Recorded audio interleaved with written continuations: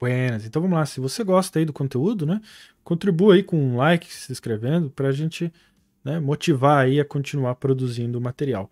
Então o nosso grupo do Facebook é scapp.link/fb, né, onde eu trago as dúvidas para a gente conversar aqui no canal, e o nosso repositório de códigos, scapp.link/códigos. Eu vou continuar falando dos indicadores Madri, agora o segundo, né, que foi disponibilizado recentemente aí no Profit. Então se a gente adicionar aqui o indicador chamado, vamos buscar como Madri, a gente tem aqui o Trend Squeeze, né? Ele diz, Madri Trend Squeeze é um indicador que busca medir graficamente a força em 6 cores e tem o objetivo de indicar força e direção, até que a amarela seja visualizada dando sinal de saída de trading.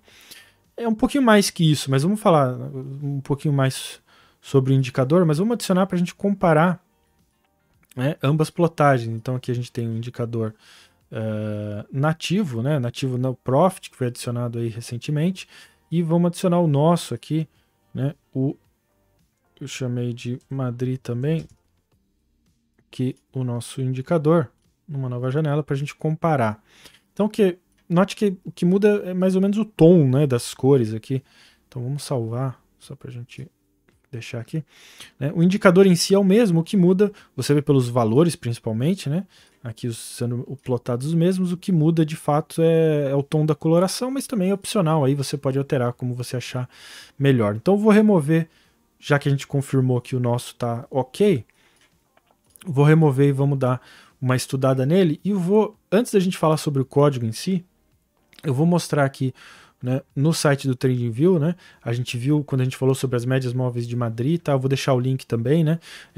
Você tem aqui o perfil do usuário aqui, o Madrid, onde ele tem um blog, né, onde ele mostra sobre o modelo dele e outros códigos que ele descreve aqui no TradingView, que você pode fazer o download, né?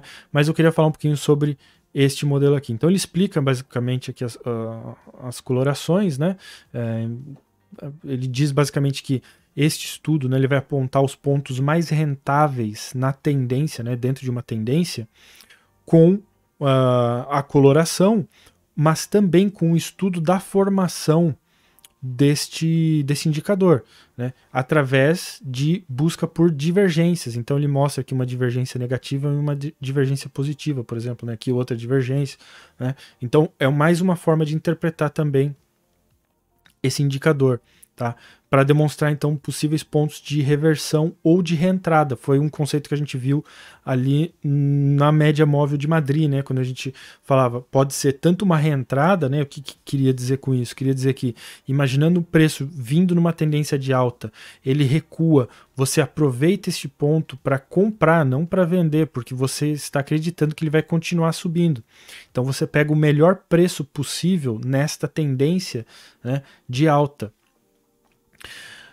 Agora, nada impede de ser o quê? Uma reversão, e na verdade este ponto ser uma queda, né? Então é sempre importante entender isso, né? O indicador em si você vai ver que ele mantém os parâmetros bem simples, né? A gente vai falar sobre eles quando a gente vê o código, mas a gente vai perceber que por padrão ele usa simplesmente um parâmetro configurado por padrão em 34, tá? E eu vou te mostrar como alterar isso já já. Então vamos falar rapidamente sobre esse esquema de cores aqui, né? O verde, como a gente vê aqui, o verde, quando eu digo verde é o mais escuro, tá? Eu vou me referir ao mais claro como limão, né?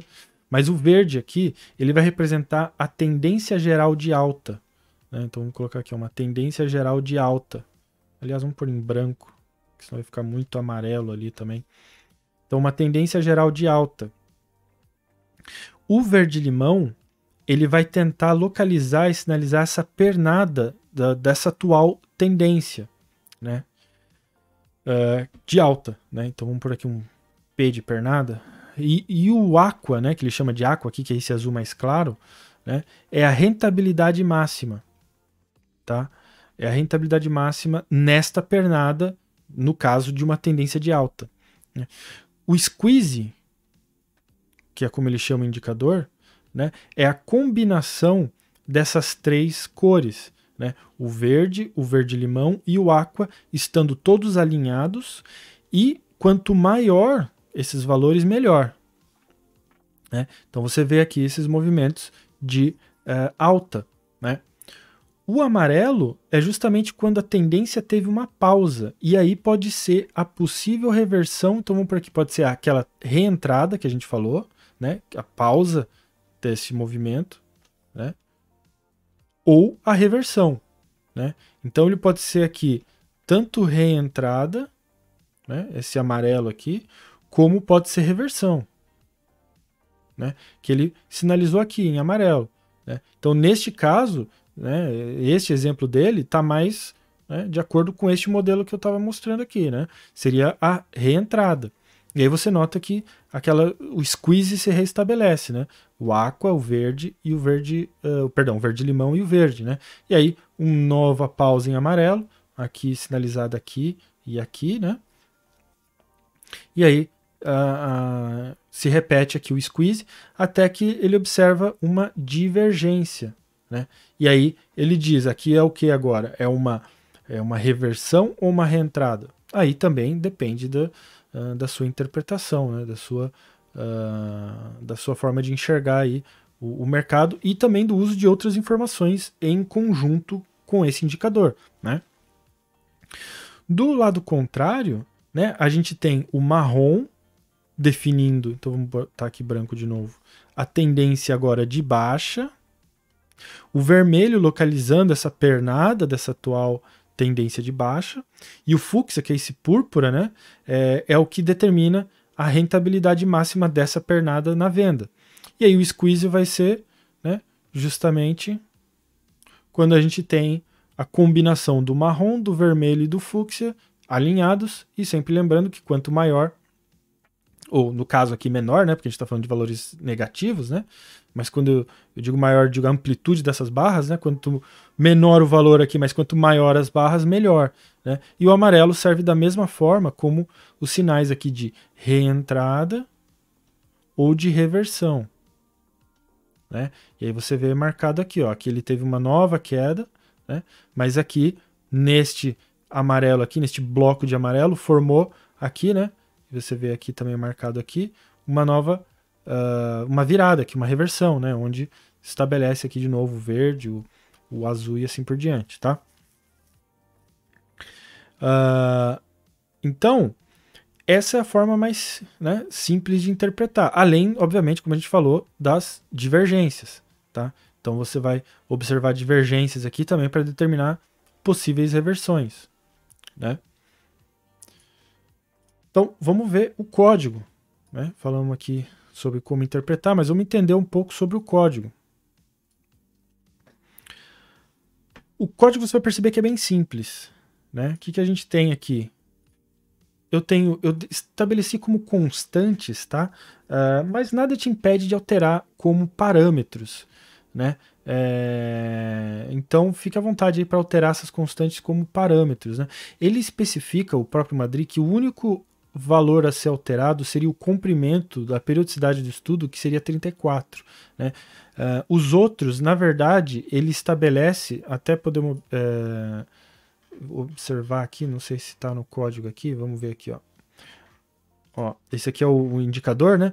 No código original dele, ele estabelece como 13 e 5, né? O parâmetro 34, e aqueles valores ref e o len, né? O squeeze len, como 13 e 5.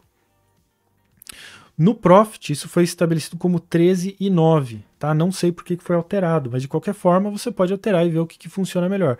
Para encaixar exatamente com o Profit, tem que usar 9. Tá? Isso aqui foi o que o Profit está usando no original. Para você usar o original do Madrid, né, do cara que desenvolveu o indicador, o Madrid definiu como 5. Tá? Então aí fica a seu critério para fazer os estudos, né? Aí o comprimento, obviamente, você pode alterar de fato para ver o que encaixa melhor para a periodicidade do gráfico, para o ativo, né, e assim por diante. Então, eu tenho uma média móvel sendo calculada exponencial do período definido aqui, né? No caso aqui neste exemplo 34, do preço de fechamento. Aí eu tenho 3 cálculos, né, de linhas que vão formar esses histogramas aqui, tá? E perceba, a gente não plota a média em si, ela é simplesmente usada como uma referência para fazer os nossos cálculos, né? É o valor referência. Então a gente usa a diferença entre o fechamento e a nossa média móvel, né, como a nossa primeira plotagem. A segunda plotagem é a média exponencial, né, de período definido por esse parâmetro que a gente conversou aqui, né, o squeeze length, né, do preço de fechamento menos o valor calculado na média móvel. Né? E o reference aqui, média móvel, é também a média móvel exponencial do período configurado aqui em ref, né, no caso 13, do preço de fechamento menos a média móvel. Eu faço essas três plotagens, né, configuro para histograma, então isso a gente faz nas propriedades da estratégia aqui, né, alteramos aqui as 3 linhas para histograma. Não preciso alterar a coloração, por quê? Porque o que vai definir a coloração é justamente este bloco de código aqui, né? Onde eu digo, né, e cada linha, né, terá seu teste condicional, né? O primeiro histograma, né, a gente vai dizer que se esse valor, então vamos dar uma apagada aqui, ó, aqui, ficar mais organizado, a gente está falando de quem? A gente está falando deste cálculo aqui. Se este resultado close-MA for maior que zero, ou seja, essa diferença for maior que zero, então a minha coloração que eu vou usar, C1, vai ser aqua, né? Que é aquela cor aqui mais clara. Se não, vai ser fúcsia. Né? Então note que esse histograma fúcsia é exatamente igual a este. Porém, claro, quando ele está virado para baixo, ele é fúcsia, quando ele está virado para cima, ele é aqua, né? Essa cor mais clarinha aqui. E eu uso a setPlotColor na minha plotagem 1, que é o meu histograma 1, essa coloração 1, né, C1, que é uma variável aqui que eu estou usando para armazenar, seja aqua ou seja fúcsia, dependendo deste teste condicional. O meu segundo histograma vai ser definido pela minha próxima instrução. Então vamos dar uma... porque senão fica difícil de ler, né? Essa instrução vai definir a coloração do meu segundo histograma. Onde eu digo que se agora este cálculo aqui for maior que zero, né, então ele pinta de limão, que está aqui, se não vermelho, que está, por exemplo, aqui. Né? Note, mesmo histograma, virou para cima, virou para baixo, é limão ou vermelho. Por último, aí só para... né, já que a gente falou também, a gente usa setPlotColor na plotagem 2, a coloração 2 aqui, que é as nossas variáveis para armazenar esses valores de coloração. E por último, eu tenho a minha terceira plotagem, meu terceiro histograma, que agora vai ser definido por um teste aqui um pouquinho mais complexo, onde eu digo que, além, né, da minha referência estar acima de zero, eu preciso que a minha close-MA esteja abaixo da minha referência. Ou a minha referência MA esteja abaixo de zero e a minha close esteja acima da RefMA, da referência. E aí ele vai pintar de amarelo, que é quando ocorre aqueles momentos de seja reentrada, seja reversão. Né? Então, como é amarelo para ambas as condições, né, seja do lado da compra ou do lado da venda, por isso que a gente tem o ou aqui. Né? Então eu tenho aqui a primeira condição, né, e a segunda, agrupamento aí de condições, né, para determinar se é do lado da compra e do lado da venda. Só que como eu tenho ou, né, independente de que lado ocorra, seja compra, seja venda, ele vai pintar de amarelo. Então você vê que tem amarelo para cima, mas tem amarelo para baixo também. Né? Agora, se isso não ocorrer, né, aí o que ele vai determinar é, se for maior que zero, vai pintar de verde, né, aqui, né, se não, vai pintar de marrom, que é aqui, tá? E aí, claro, setPlotColor 3, a minha terceira plotagem, eu ploto este valor aqui. Então, esse é o indicador. Vou tentar abrir ele aqui um pouco, né, para você observar. A regra, o padrão de coloração aqui talvez não seja o melhor para este configuração gráfica, tá? Mas você pode alterar aqui no gráfico, né? Você pode várias formas de alterar a configuração gráfica de coloração, né? Mas só para a gente ver aqui, né? Você consegue então observar o que a gente está buscando aqui, ó. Vamos pegar aqui, ó, eu não vou perder muito tempo aqui, tá? Mas, ó, o squeeze, né? Alinhados verde, verde-limão e a aqua, subindo. O que ocorre aqui? Um pequeno recuo, porque a gente tem aqui o nosso amarelo, seria a nossa reentrada, mais um squeeze, aqui, né? Mais um pequeno pausa, né, na tendência que ele chama, né? E aí, mais um squeeze, mais uma subida, aqui, né? Aqui o nosso squeeze, aqui, ó. Squeeze que neste lado da compra seria o quê? Verde, verde-limão e aqua, todos alinhados. Quanto maiores os valores, melhor, né? E assim por diante, tá? Então é isso aí. Espero que tenha ajudado. Você pode aí agora fazer seus estudos, né? Deixem ideias aí, sugestões do que vocês acham aí que pode ser interessante para customizar ou melhorar esses estudos aí com o Madrid e a gente faz nos próximos vídeos. Legal? Então, valeu, até a próxima.